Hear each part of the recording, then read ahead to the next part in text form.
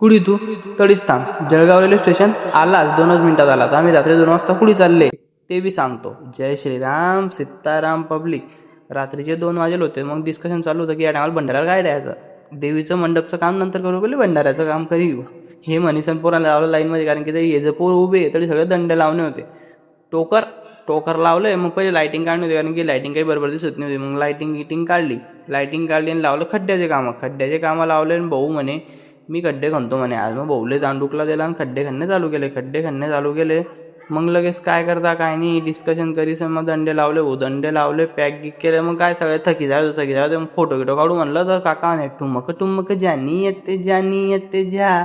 काका काही फोटो काढू देत नव्हते. काकाला म्हणलं तुम्ही हे लावा थोडा, आम्ही फोटो काढले. मग आता पुढे लगेच पोरं म्हणे अरे यार थोडंसं काम बाकी आहे, थोडंसं करी घेऊ. थोडंसं काम झालं.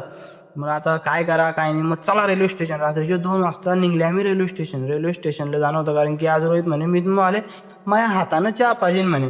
मग सगळे एकदम खुश गेले, कारण की रोहित चहा पाजणार होता. मग पोचले जेमतेम रेल्वे स्टेशन. मग रोहित आला तरी लगेच त्यानं ऑर्डर दिली. मग भाऊ का आवरातो सगळे म्हणे मला 2 चहा, मला 3 चहा. लगेच एक चहा पेली, एक चहा वाटायला लागला तो. हे घ्या रे चहा माझ्याकडनं चहा, मी तुम्हाला माझ्या हातानं चहा पाहिजे. मग हातानं चहा घ्या दिली त्यानं.